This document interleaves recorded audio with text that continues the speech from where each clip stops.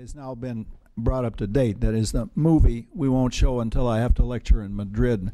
I thought I had a lecture out of town on this Tuesday, which is why I scheduled it for today.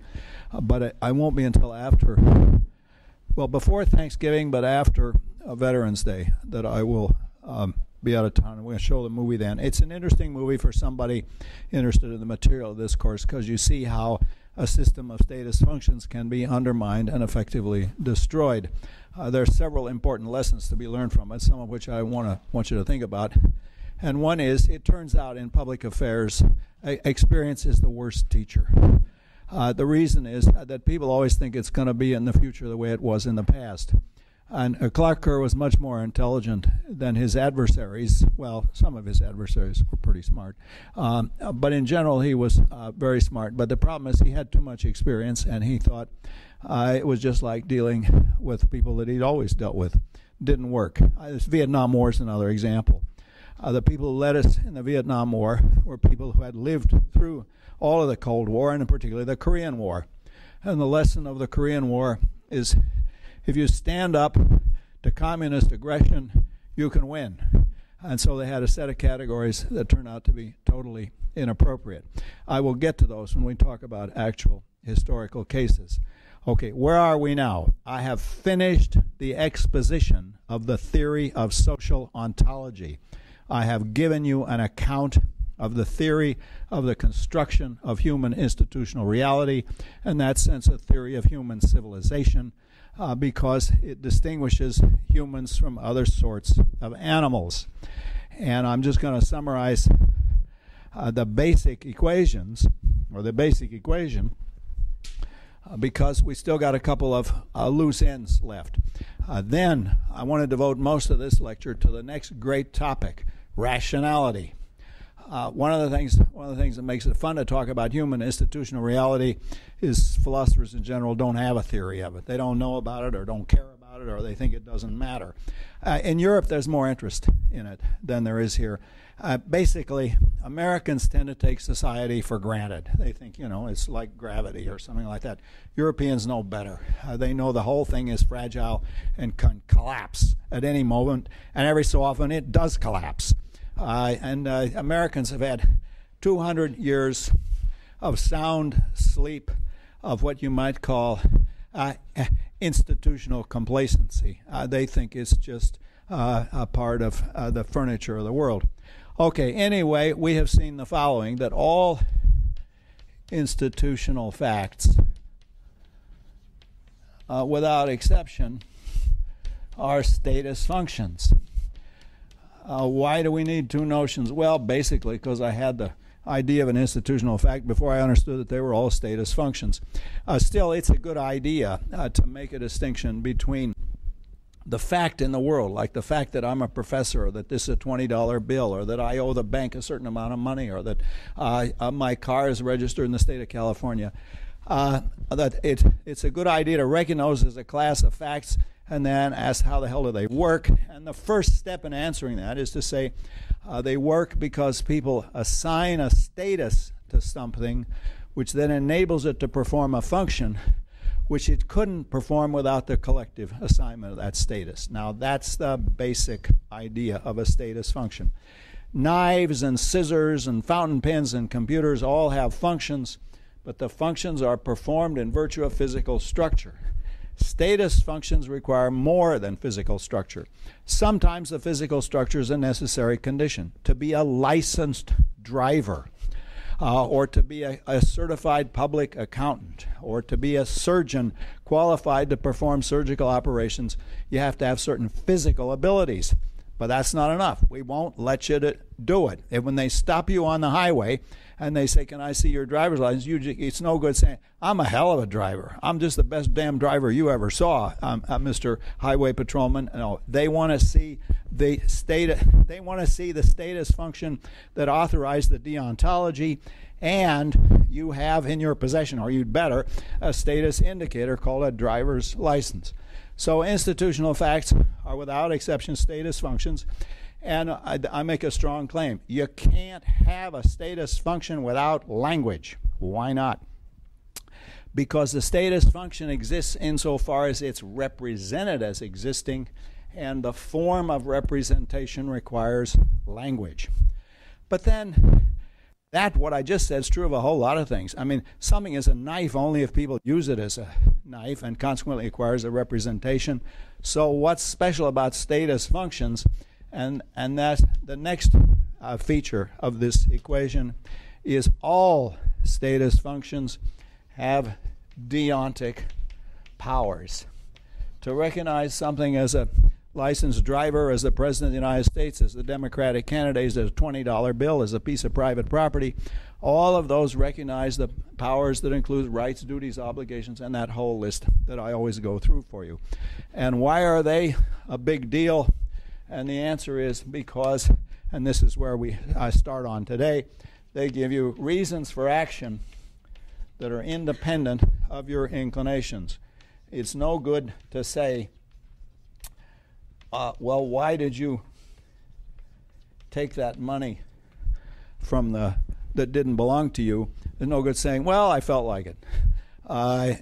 You have to recognize it as somebody else's property is to recognize that somebody else has rights to it. What is a right? Well, we're going to get to that when we talk about human rights. But again, the first step in philosophy is always to allow yourself to be flabbergasted by what any sane person takes for granted, like the fact that this is a $20 bill and it's valuable, that you're a citizen of the United States and so you're entitled to apply for a passport, etc. Okay, now let's immediately put in some qualifications and complexities. Everybody's with us so far. You're familiar with this stuff. You ought to have this stuff tattooed on your forehead because you all know it by heart by now. Okay, but now there are some special things, some of them which came up last time.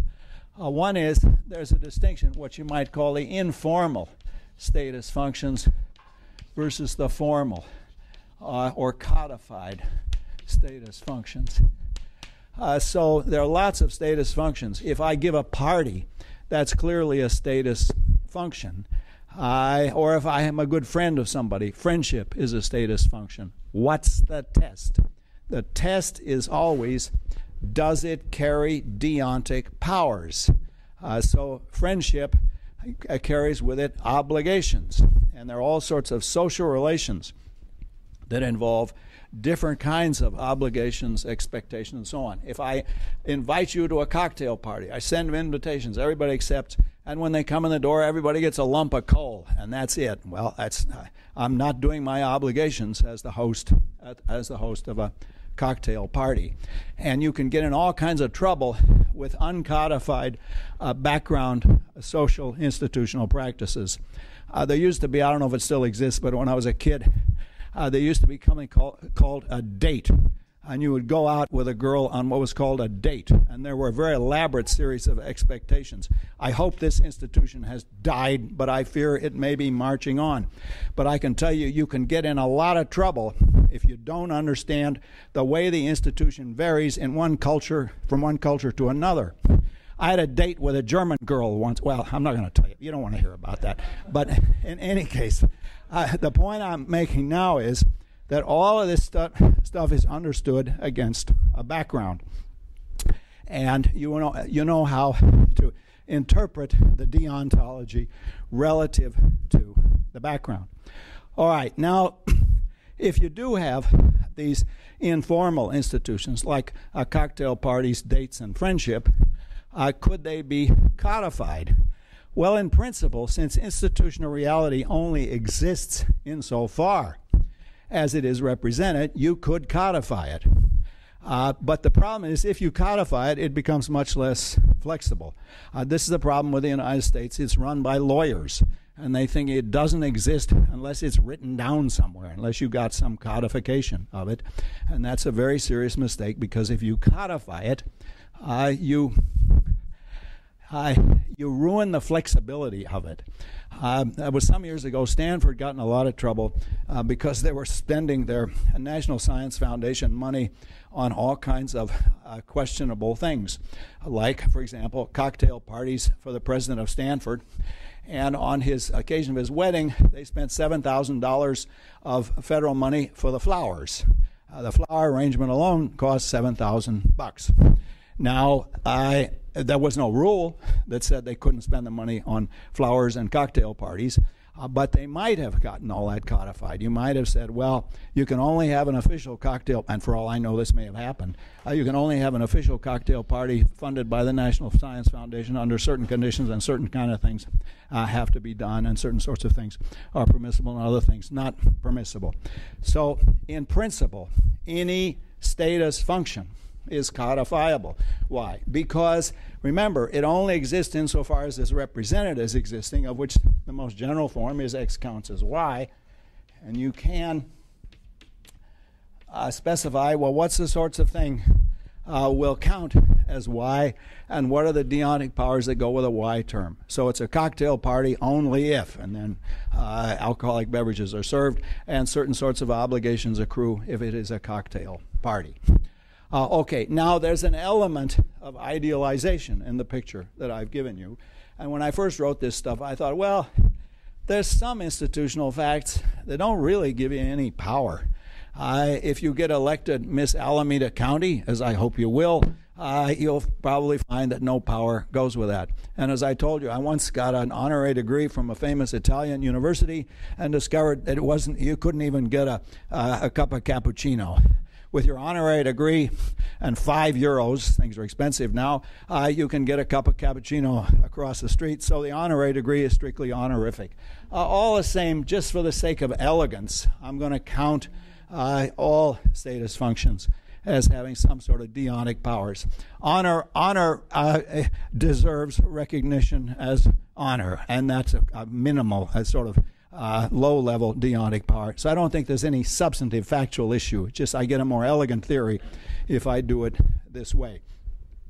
Okay, now some other weird phenomena that we haven't gone to in much detail is the role of status indicators.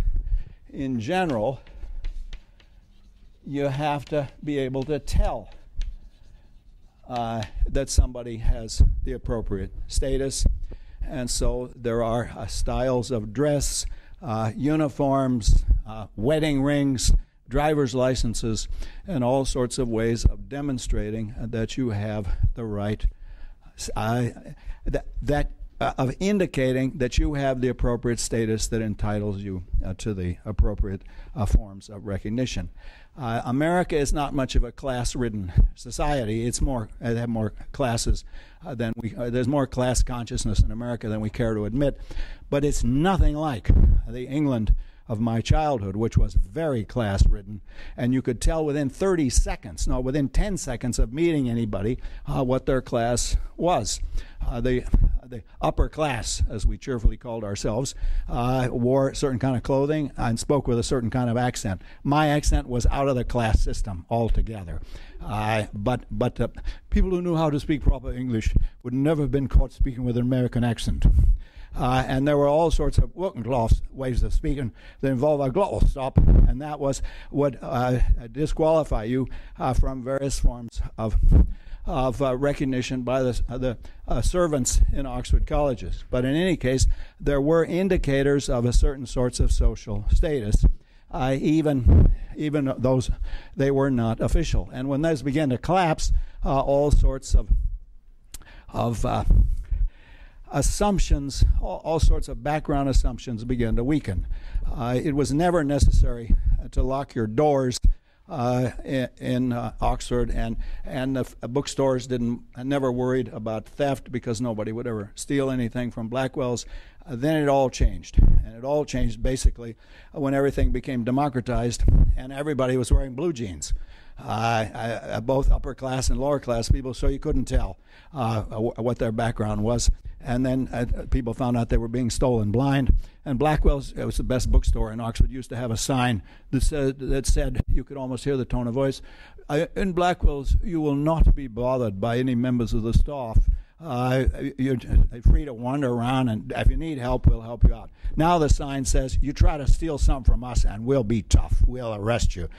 So all of these are marks of various forms of decline in the distinction and civility accorded to different status functions.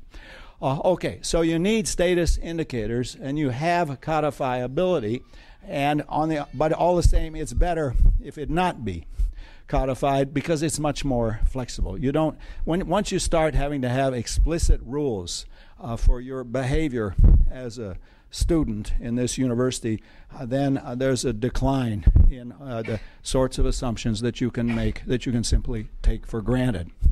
You know, we don't have to have a rule, don't spit on the floor. Well, if everybody spat on the floor, I suppose we would have a rule. But we can take it for granted. It's part of the background that people have certain patterns of behavior. Okay, so I don't want you to get the idea that the account I've given is excessively simple and only deals with codified phenomena, because there are all sorts of institutional reality, all sorts of institutional facts that are not explicitly codified. What is the distinguishing characteristic that identifies something as an institutional fact?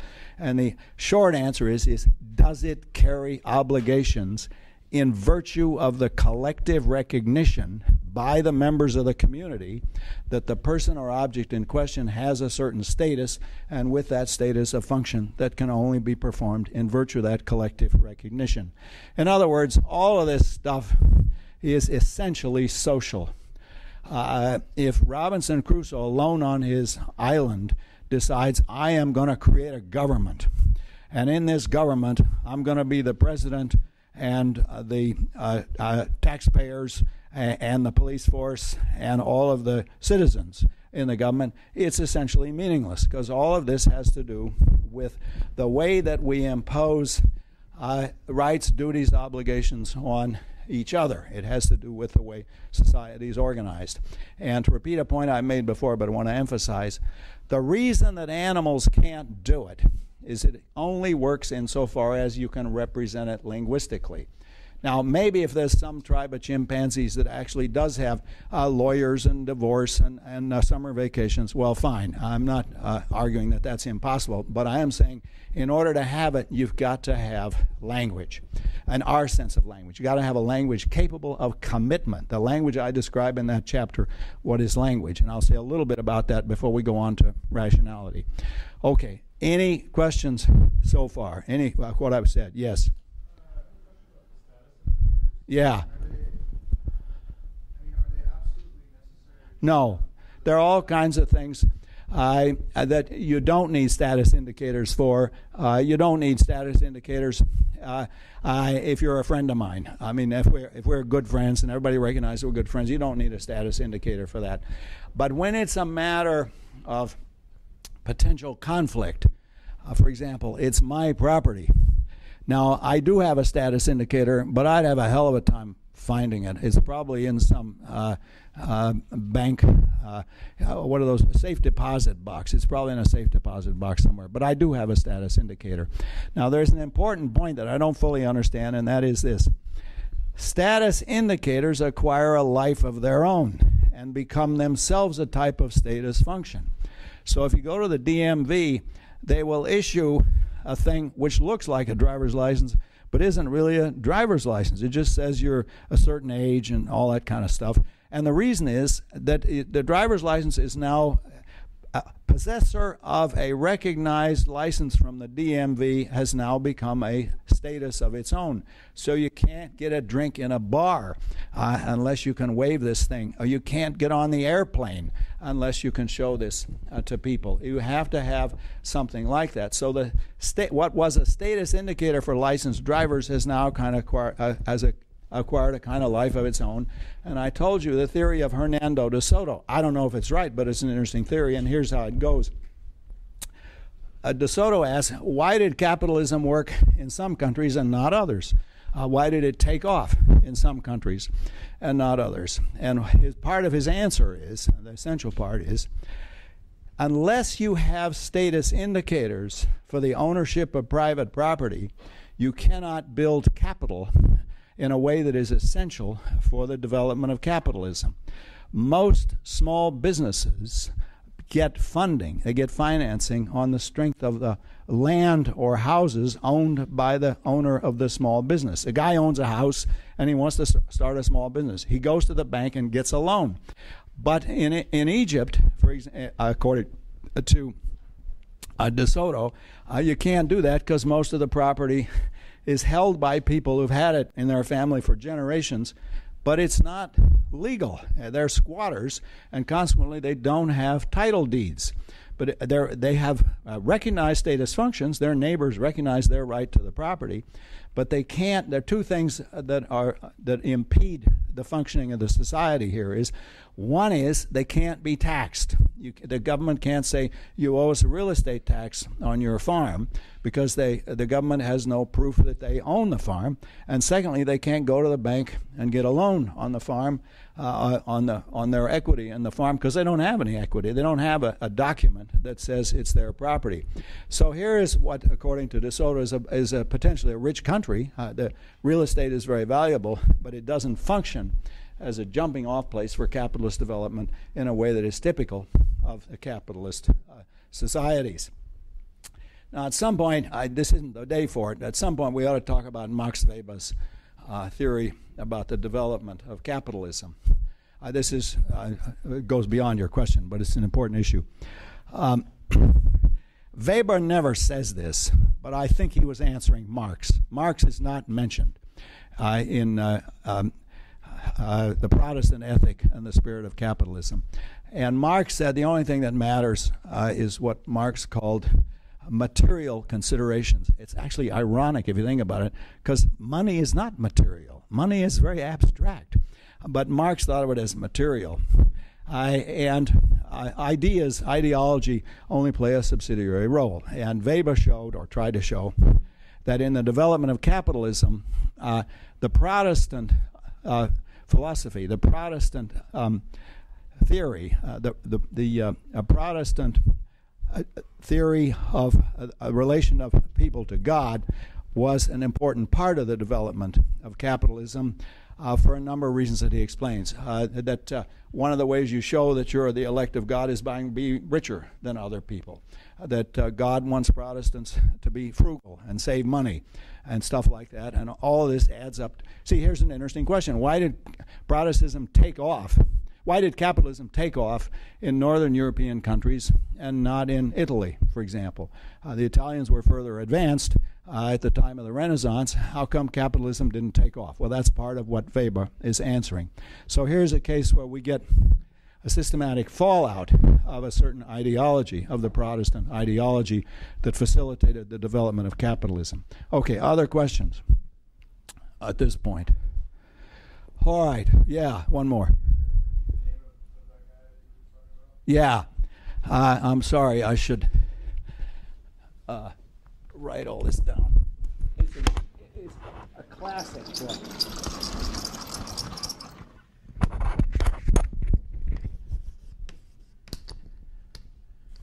Think of it as Max Weber, but American academics lack the self-confidence to pronounce anything in American English, so they all say Max Weber. Anyway, Max Weber wrote a famous book called The Protestant Ethic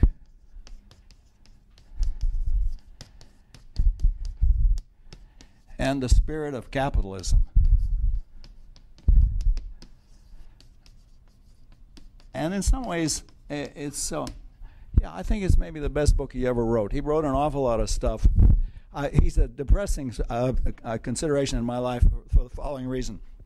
I was teaching in Berlin, and I thought, well, I'm going to teach you in the month of May. The weather will be great. Not a bit of it. Berlin has the world's worst climate. It was cold and rainy and wet the whole damn time, and I acquired a persistent bronchitis. So I was coughing my way up and down the Kurfürstendamm, and I went to the library of the philosophy department and read about Weber. Weber lived in Berlin and died at the age of 57 because the lousy climate got to his throat. I looked at my watch and discovered I'm 57 years old and the lousy climate has got to my throat. Well, anyway, I survived. Weber did not. Okay. And naturally, I regard myself as the world's leading expert on this book because the very first university term paper I ever wrote was on this. Well, actually, the first one I wrote was on Crater Lake in Oregon, and I'm the world's leading expert on that for the same reason. But that doesn't count because that's geology or whatever it was. But this was in a history course And it is an important book, and the criticism mostly missed the point. They think Weber is arguing that capitalism was caused by Protestantism. Weber's argument is much more sophisticated and much more complex than that. Okay, other questions before we go to rationality. What time is it? How much time did I leave for this? Well, I got to watch. Hang on.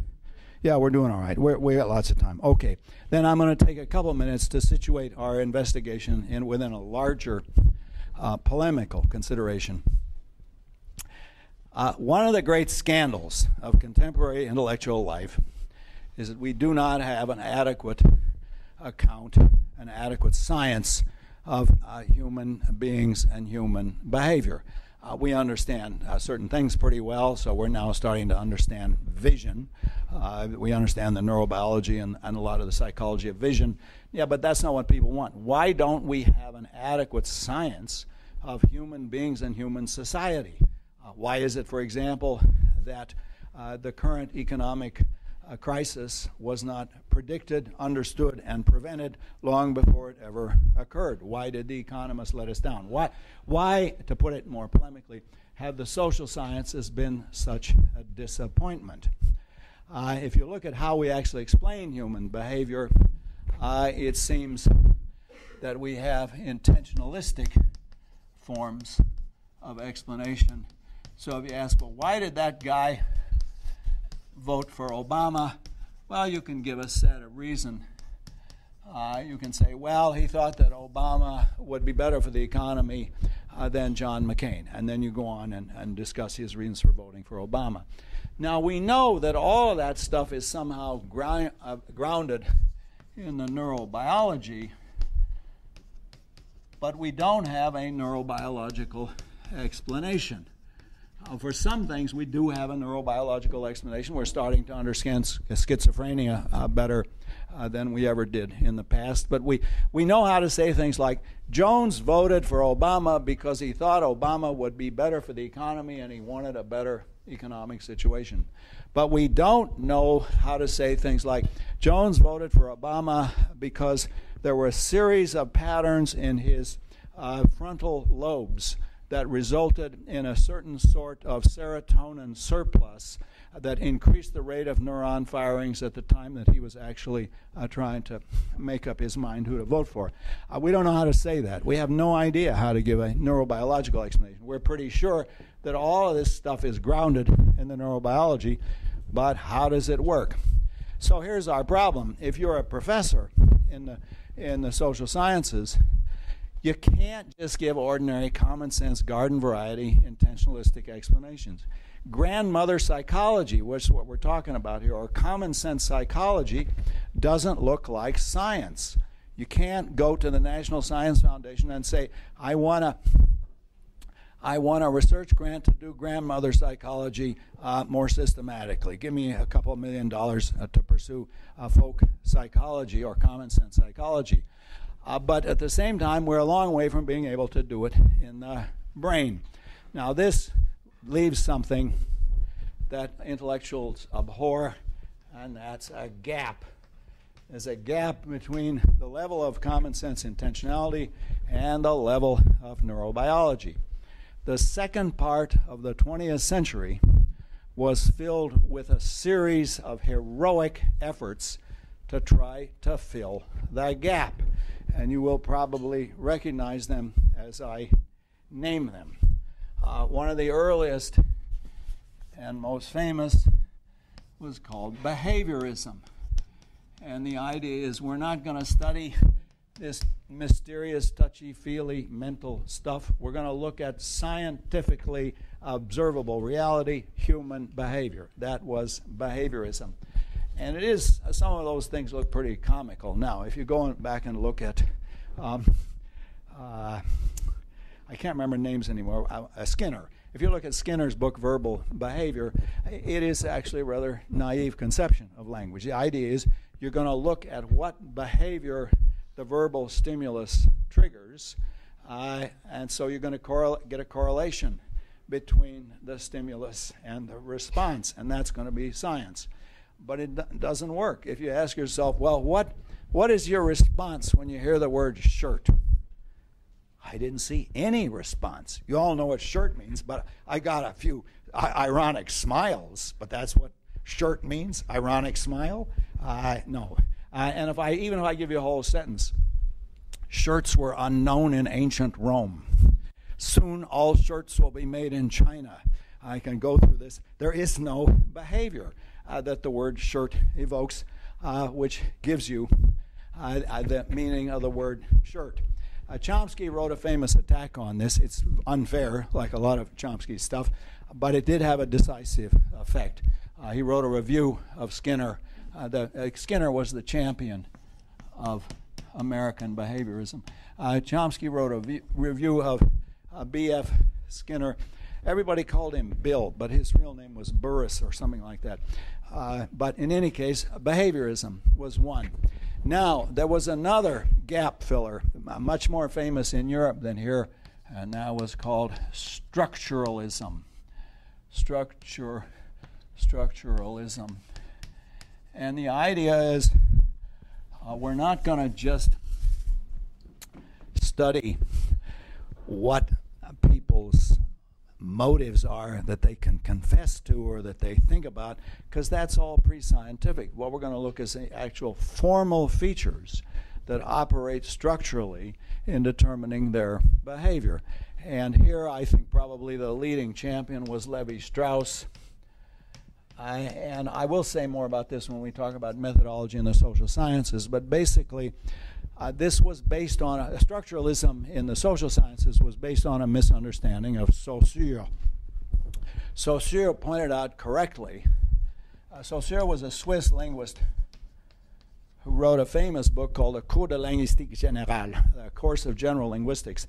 Now, in fact, these are his lecture notes. I don't think Saussure ever intended to publish this, but his students got a hold of it, and it is very impressive, and it became a classic. And what Saussure points out is that in phonology, what matters is not the meaning of the individual phoneme, but the contrast between one phoneme and another.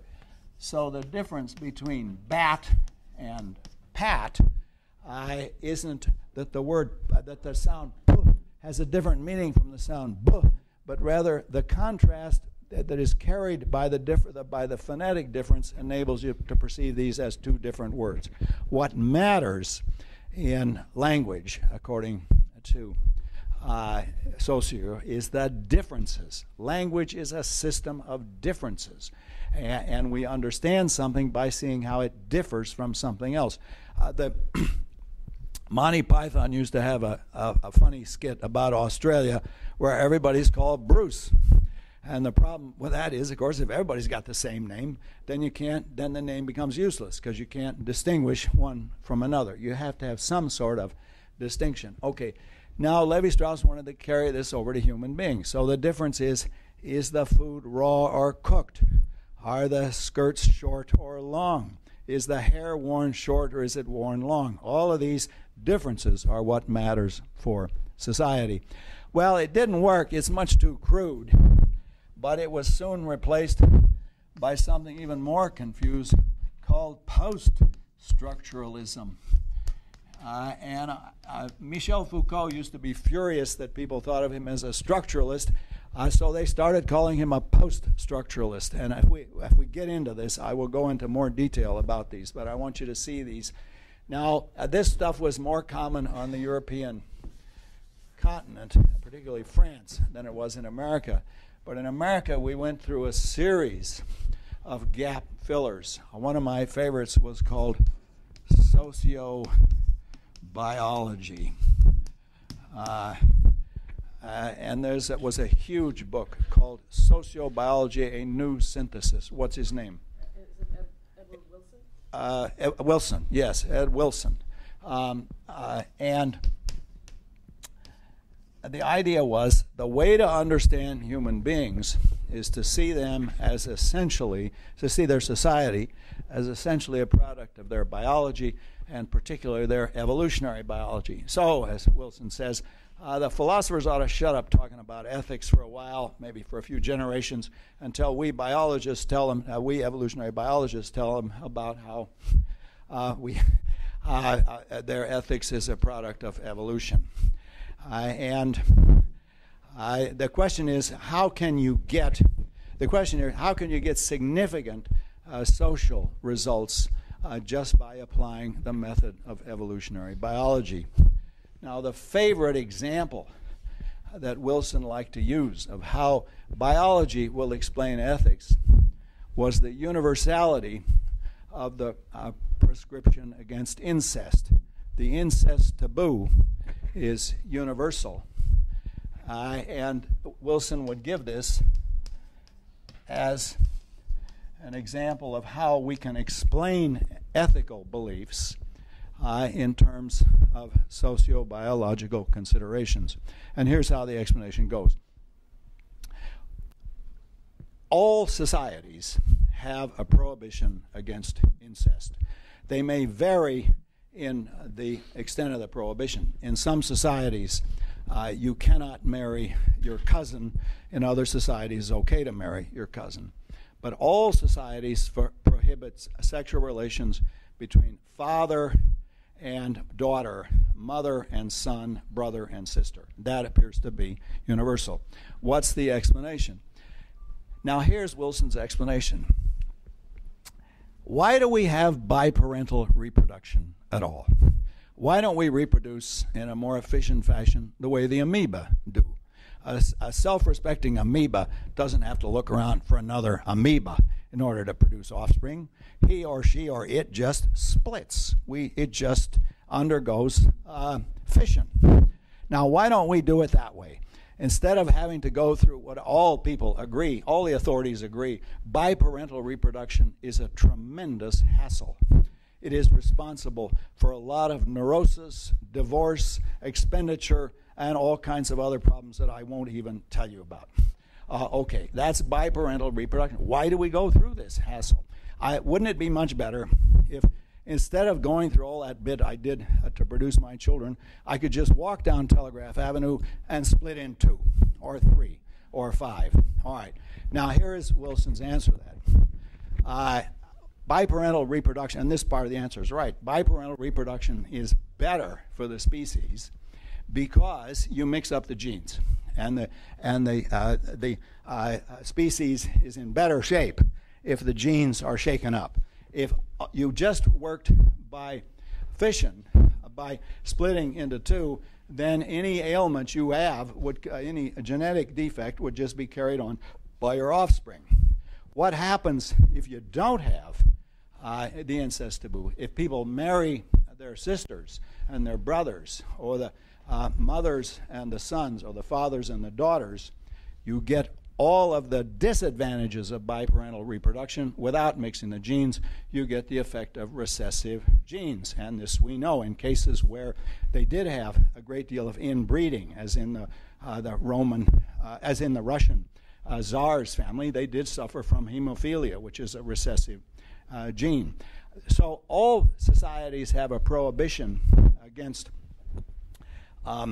incest because it would be bad for their genetic capital. It would be bad for their genetic resources if they didn't mix up the genes, if they kept the same genes. So that's the explanation. Now you require a mechanism. In addition to the functional explanation, you have to have a mechanistic explanation. And the mechanism was very interesting. It's this. It is the kibbutz syndrome. What the Israelis discovered is that if you have all of the children held in common, so the traditional family was not recognized in the kibbutz. All the children grew up in common in the common nursery of the kibbutz. These are collective farms in Israel. What you find is that the boys and the girls who grew up together in the kibbutz have no romantic interest in each other. It's the boys and girls on the other side of the hill in the other kibbutz who seem much more attractive to them. So the guys in the kibbutz meets Eshkoliot have no interest in the girls in Meets Eshkoliot. They want to meet the girls on the other side from the Moshav Habonim, or whatever that outfit on the other side of the hill is called. All right, now what this tends to show, according to Wilson, is people are naturally do not have desire do not have sexual desire for people they grew up with. There's this familiarity may not breed contempt, but it breeds indifference. It breeds cooling off. So there is a lack of sexual desire for people with whom you grew up. Okay, now let me explain what's going on here. Standard explanations in evolutionary biology have two levels of the explanation. They have what they call a functional level, where they describe the evolutionary advantage of a certain sort of phenotype. And then there is the causal, what they call a causal level, where you explain what mechanism actually produces it. So let me give you a simple example of that. Why do plants have leaves that turn toward the sun? Well, there is a functional explanation. Plants that do that are more likely to produce photosynthesis and survive than plants that don't. It's just healthier for the plant. How does it work? Plants secrete a growth hormone called auxin, and variable secretion of auxin turn the plant's leaves toward the sun. It's called auxin. Okay, so you have two levels. The auxin gives you the mechanical level, and the increased survival value gives you the functional level. Now, both of those are causal, of course, but there are different levels of causation. One gives you a straight mechanism by which the phenotype is produced, auxin, and the other tells you the advantage of the phenotype. Now, here's what Wilson is saying about the incest taboo. There's a mechanism which is analogous to auxin, and that is you will be indifferent, sexually indifferent to people you grew up with.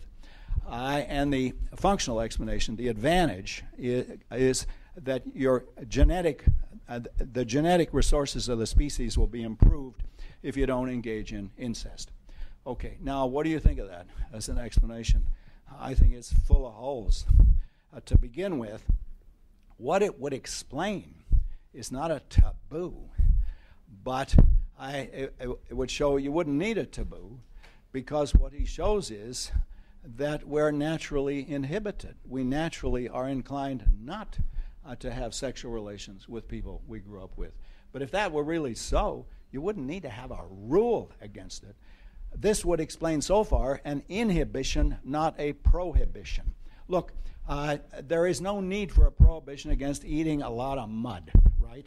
It would be very bad for us if we ate mud, but there's no need for a prohibition because we're not inclined to eat mud. But I can tell you incest is quite common, at least by anecdotal evidence. I don't know how scientific this is, but in certain parts of the United States, it's quite common in certain rural communities. Now, if these guys were really right, if Wilson was really right, then the inhibition would have prevented this. You wouldn't need a prohibition. So it doesn't look to me like they have succeeded in answering the question that they wanted to answer, namely, why is there a prohibition against incest in all cultures? I debated Wilson on precisely this issue in Ann Arbor, well, on sociobiology in general, and he said roundly, we sociobiologists have proven why incest is evil. No, you didn't prove any such a thing. The most you could have proven is why incest, where you didn't take any precautions, is not a good idea genetically.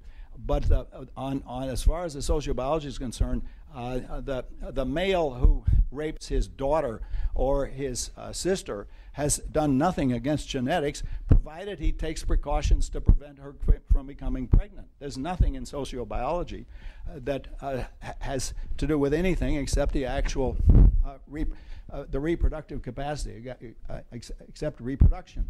So it didn't seem to me that Wilson succeeded in answering this. I'll give you some other cases where sociobiology tried to answer this. Anyway, we hear less about that now, but another great gap filler was games theory. Now, games theory has proved immensely useful. There's just no question about it. And one mark of how useful it is people have forgotten who invented it. So when I talk to my students in political science who talk games theoretical talk, I ask them who invented game theory. Most of them have never heard of von Neumann and Morgenstern, the two guys who invented it. In a way, that's a mark of success. That means your theory took over. It no longer has to be identified with your particular name. So games theory has proven useful, but it didn't give us the magic bullet for understanding human society. However, there's one thing it seems to me we do need to understand, and that is rationality. And all of these that I have given you, well, maybe not behaviorism, but all of these presuppose some sort of rational decision making. And I'm now going to launch into a discussion of rationality. And the reading here is the relevant chapters in Rationality in Action. So let's stop for questions about that. I went through this fast, and when we talk about explanation in the social sciences, I'll come back to some of these points. But I want you to see that there is an underlying urge. It's very common to think what we really need is a form of explanation of human behavior which is not neurobiology, because we don't know enough, and it's not intentionality either. Another one, of course, which was only useful at the individual psychological level, was computationalism. And the idea is we're going to understand human beings when we understand the programs that they're implementing, when we understand the algorithms operating in their brain. That still survives in cognitive science. I've been militating against it for, well, gosh, oh God, is it 30 years? Yeah, I guess so. It's a long time. In any case, it's mistaken, and I will say why later. But right now, I just want you to see we're situating the discussion that follows. I have given you an account of the nature of human society, how it differs from other animal societies. And then I mentioned an overarching intellectual problem. How can we get an account of human beings which is intellectually satisfying, which meets our intellectual needs, but which avoids the falling into just traditional common sense psychology, but at the same time doesn't presuppose a full understanding of the brain. Why are people opposed to common sense psychology? Well, the short answer is it doesn't look like science. You have no idea what the impact was of the development of science on intellectual life. The 17th century was a decisive turning point, and to this day, an awful lot of people in the social sciences think that their discipline ought to be more like physics. I used to have friends in psychology. I had a close friend, and he used to say, I don't think he would say this anymore, we're still waiting for our Newton in psychology. We're still waiting for the person who will, or the group that will tell us the fundamental laws of human behavior in a way that Newton told us the fundamental laws of physical behavior. We're looking for that kind of thing. Now, later I'm going to argue we're not going to get that. That's a mistake. You have a mistaken conception of explanation in the social sciences if you think it ought to be like Newtonian physics. And you remember I reported my conversation.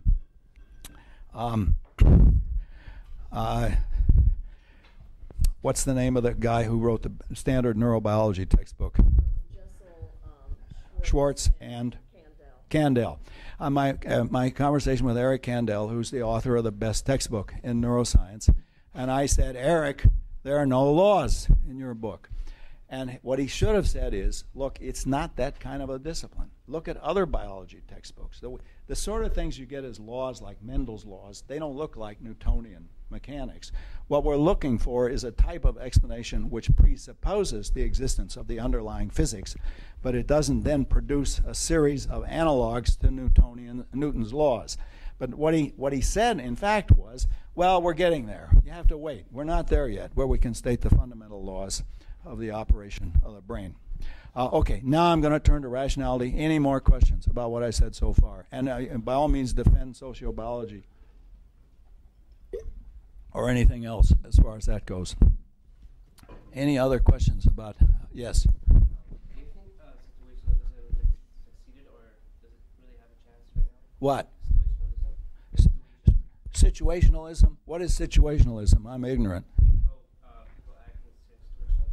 Yeah, well, people do act in situations. The difficulty with all of these things is to avoid saying something that isn't trivially true. People do act in situations, but what we would want is a general account that will explain certain general patterns of human behavior.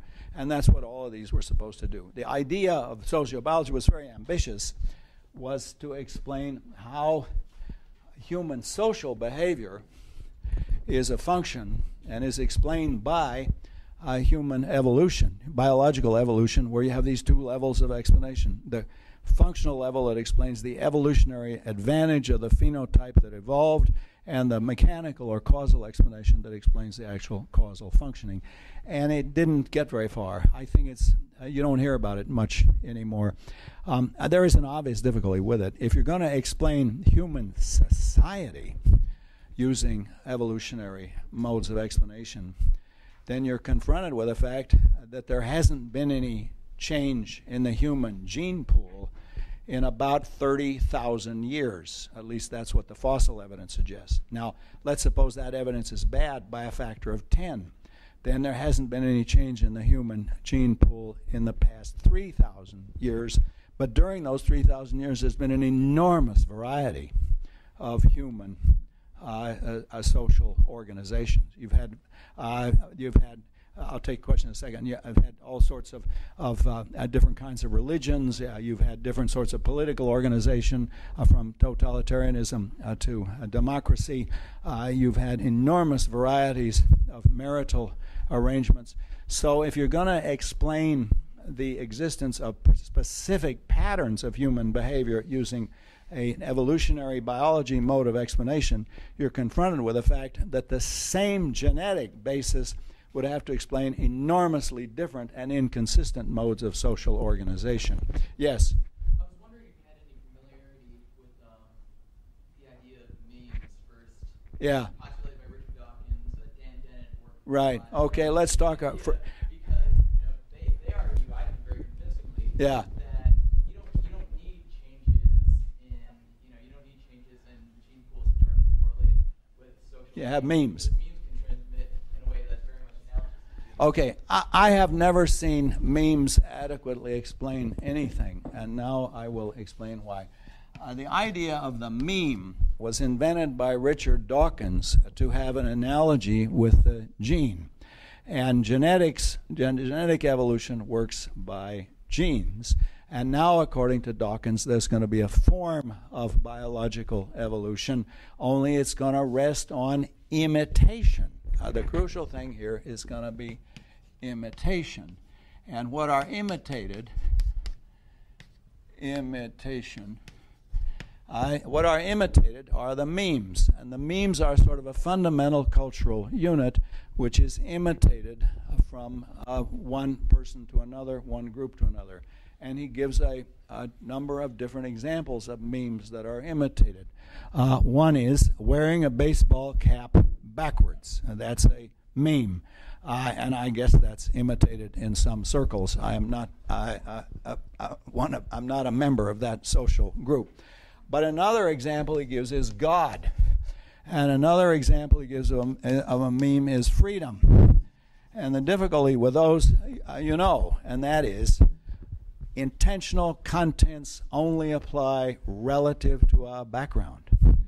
And different tribes, different religions, different cultures have the notion of a God. They mean something totally different. I mean, there are enormous variety of the meanings of God. And if you take other famous memes like democracy, you don't get a commonality. Remember, all of the most not all, but many of the most oppressive countries in the world were called people's democracies. Most of you are not old enough to remember the people's democracies, but they were. So it's hard to see how it's going to work out. It's always been programmatic. And also, there is something deeper wrong with it, and that is the whole notion of biological explanation was to avoid postulating intentionality. You get the appearance of intentionality. It looks like a bird got wings because it wanted to fly. Well, that's not how it happened. Or the fish has that shape because it wants to be able to move through the water efficiently. The appearance of intentionality is explained by a a non-intentionalistic mode of explanation. That's what Darwin meant by natural selection, not real selection, which is intentionalistic, but natural selection. Whereas this smuggles intentionality back in. We're supposed to be imitating these things. However, I'm prepared to be refuted. That is, give me some examples of how the meme explanation really works. Go ahead. Well, Dennett argues that memes actually take the intentionality out of this kind of transmissions, at least in the way that I understood his book. Yeah. He argues that, baseball caps aren't turned backwards because it's cool. Democracy isn't promoted because just God is not worshipped because he's holy. All those things happen because, just like genes, they're good at transmitting themselves. Yes, and genes are only good so far as they can transmit, and he argues the same thing for me. Right. Here's the problem. What exactly is the mechanism of the transmission? You see, with genes, I can tell you, I won't lecture on it because it's boring and you know it already. I can tell you the mechanism of transmission of genes. What is the mechanism of transmitting memes? Now, Dawkins is clear. I haven't read Dennett on this, but Dawkins is very clear. The key notion for transmitting memes is imitation. You are imitating those people. Now, Dennett can't say that because he doesn't believe in intrinsic intentionality. He thinks when you talk about people's intentionality, it's just a manner of speaking. It's a way we talk, but it doesn't correspond to anything real. So I can't get the answer to that question. Genes work by biological reproduction. By the method of transmission is, roughly speaking, mitosis followed by meiosis, and we know exactly how that works. Those processes are very well understood. What is the mechanism of transmission of memes? What are the and we know the criteria for identifying a gene. The criteria for identifying a gene are a certain molecular structure. What's the criteria for identifying a meme? And I've said these don't work as examples of memes because they mean different things to different people. Because the intentionality of the meme is understood. It's only applicable relative to a background. However, I check it out. Maybe there is an answer to that question that's satisfactory. I have not seen one about the mechanism of transmission of memes.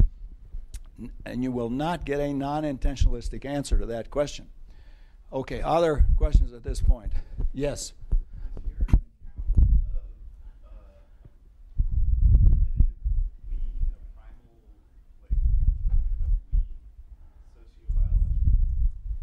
The primal we?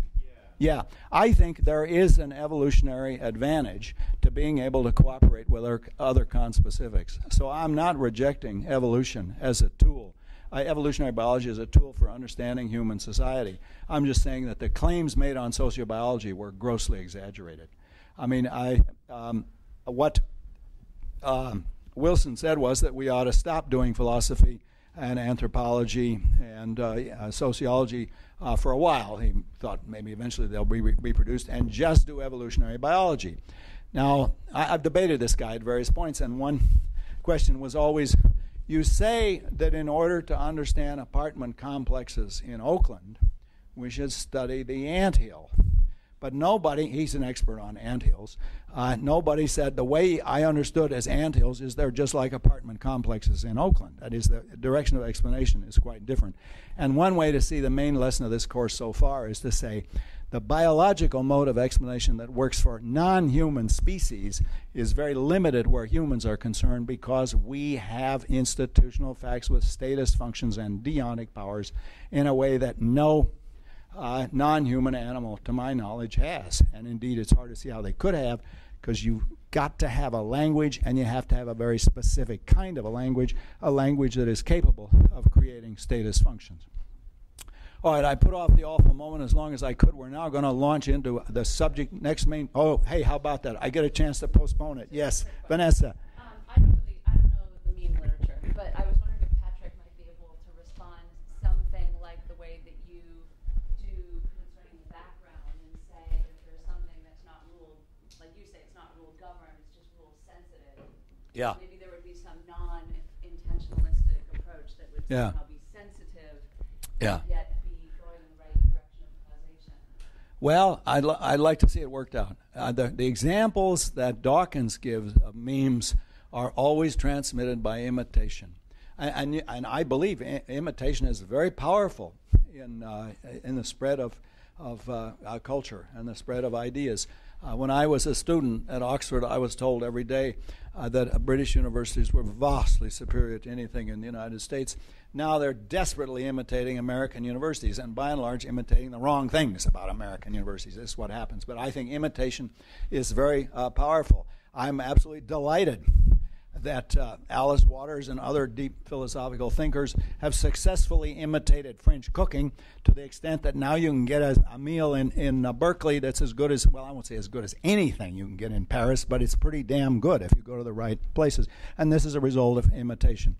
So I'm all for understanding imitation as a factor in the spread of cultural phenomena. It's just that you can't understand imitation without intentionality.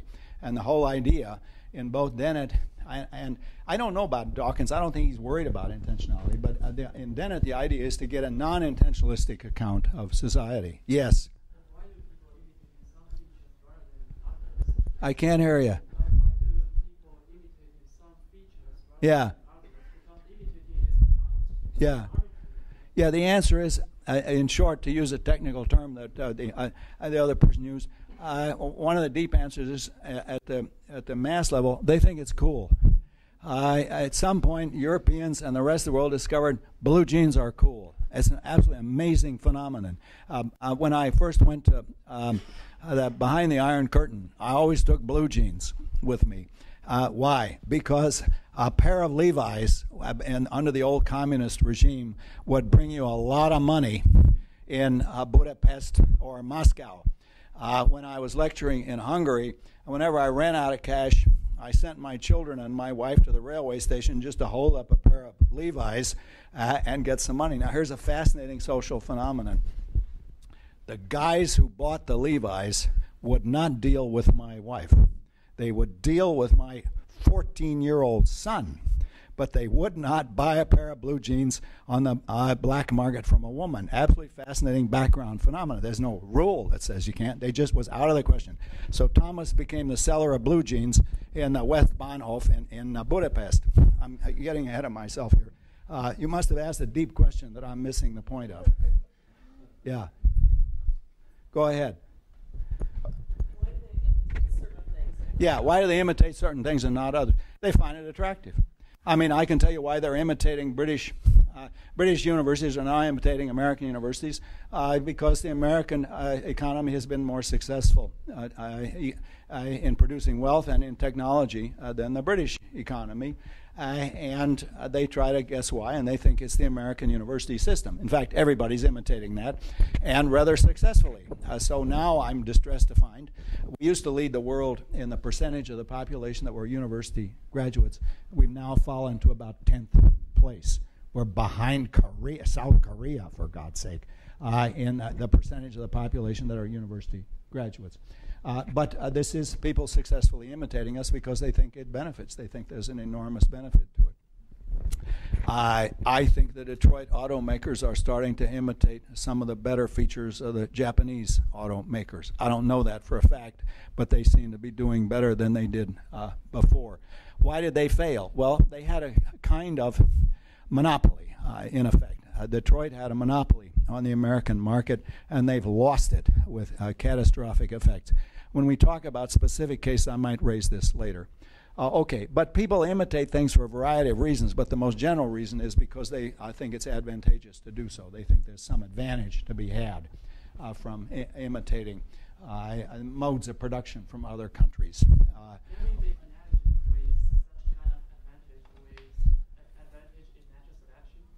I'm sorry, I can't hear you.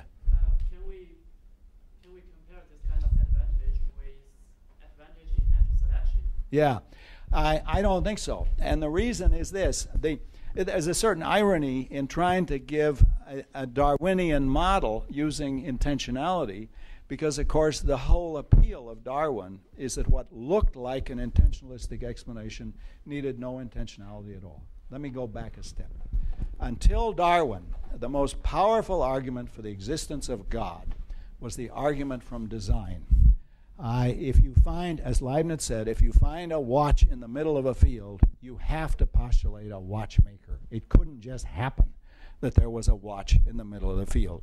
Now, said the pre-Darwinian theologians, if you look around at the way the universe is organized, you look at the human species, you have to presuppose a designer. Anti-Darwinism survives in something called intelligent design, but that's a euphemism for creationism. And the idea is that you have to postulate some intentionality. Now, what Darwin did was, and it's one of the great revolutions in human intellectual history, is he showed how you can explain the appearance of design by using methods of explanation that have no intentionality at all, that are purely blind forces operating. Variations in the gene pool produce variations in the phenotypes, and phenotypes have various survival capacities relative to an environment. The evolutionary advantage is always relative to an environment. There's no such thing as the survival of the fittest. That expression doesn't occur in Darwin, because what is fit is always relative to an environment. And what Darwin showed is that the reproduction of the phenotypes that best fit into certain environments will lead to the survival of the genes that produce those phenotypes, and the extinction of genes that do not produce phenotypes that have a relative advantage in that environment. Now, all of that is said without any reference to purpose. There is no purpose, teleology, design, or anything of the sort. So the power of the Darwinian model was he explained things that look like they must have intentionality by using a method of explanation that had no intentionality at all. Now the temptation is to think, well, let's extend that. Let's explain everything using methods of explanation that have no intentionality at all. And I'm arguing that doesn't work. And in particular, it doesn't work in the case of the meme, because in order to explain the method of transmission of the meme, you have to appeal to the intentionality of the agents. You have to appeal to the fact that they're imitating this because they think it's cool, or because they think it'll give them a better society, because they'll have greater levels of fulfillment. And you see all sorts of things are imitated. Take analytic philosophy. Analytic philosophy was once hated on the European continent, but it's now spreading. France is the last holdout. And a very good analytic philosophy goes on in France, and guess what? Much of it is written by French philosophers in English. That is, people brought up entirely in the French university system, native-born French speakers write in English simply because that's the audience they're trying to reach. And I'll tell you the names of some of these people because they're good friends of mine. One of the best philosophers in France is François Kandel, and François writes he writes a lot. He writes some of his books in French and some in English. And another one, also a very good philosopher, she was in Berkeley for a while, Joël Proust, not related to Marcel, too bad. But in any case, these are a case of French philosophers who have simply adopted effectively the Anglo-American method of philosophizing. Now, is that a meme? Well, I don't much care. The point is they have imitated a certain style of philosophizing. Why? Because they think it's better. They think it gives better results. Okay, yeah, go ahead. Say some more. One last thing. I feel like you can describe I feel like the transmission of memes is only an intentional action, and I'm using intentional as purposeful, not the mind. Yeah. A purposeful action at different levels. If you ask, a person, why are you wearing your ball cap backwards? Yeah, they say because it's cool. Yeah. That's great, but I feel like that's a testament to the strength of a meme for people to think that it's cool. It's not the other way around. If you ask them, why are you wearing your baseball cap backwards? They would never not say, because I'm perpetuating a meme. And Yeah. that's the beauty about the meme. Yeah. The level of perpetuation that is totally non-purposeful. Yes. Okay. Then I need to re-ask the question. What is the mechanism of transmission? See, when it comes to genes, I can tell you the mechanism of transmission. I won't go through the tiresome details because you all learned them in high school about mitosis and the gamete and the zygote and the reproduction and so on. That's the mechanism by which genes are transmitted. What is the mechanism by which memes are transmitted? And the short answer given by Dawkins is imitation. That's intentionalistic. Dennett does not want an intentionalistic answer to that, but I see what the answer is then. And I like what you just said, namely, well, if it's really going to work, you've got to show that the meme is not transmitted by imitation, but rather the appearance of imitation is a result of the transmission of the meme. It isn't that people wear it that way because they think it's cool, but they think it's cool because they're transmitting the meme, right? I love that. Now just tell me the mechanism. Otherwise, it's not a transmission, it's mystification. What is the mechanism of transmission?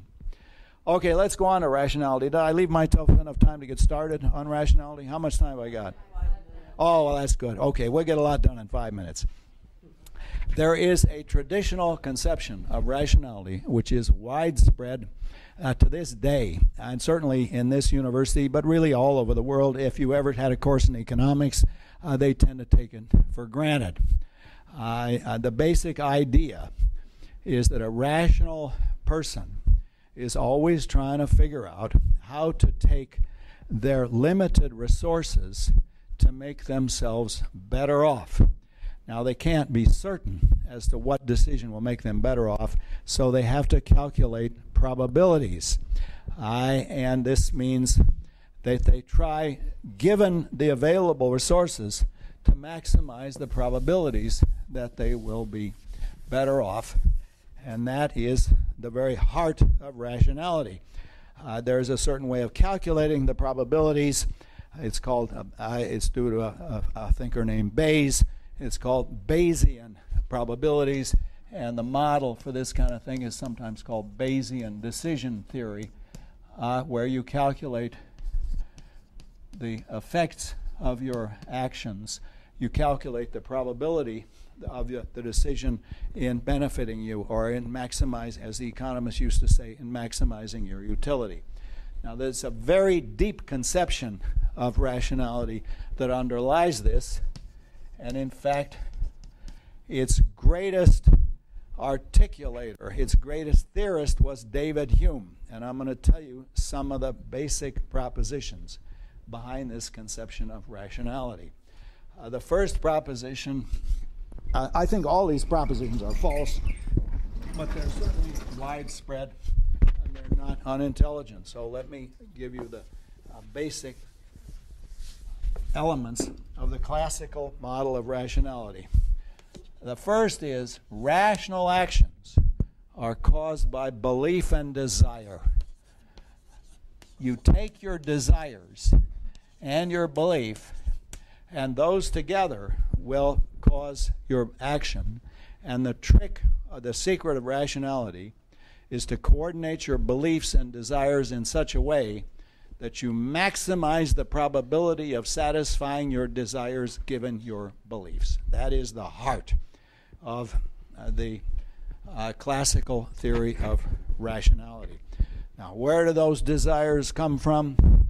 Well, sometimes they come from other desires, but the basic idea is you've got to start with rock bottom desires that are beyond the scope of rationality.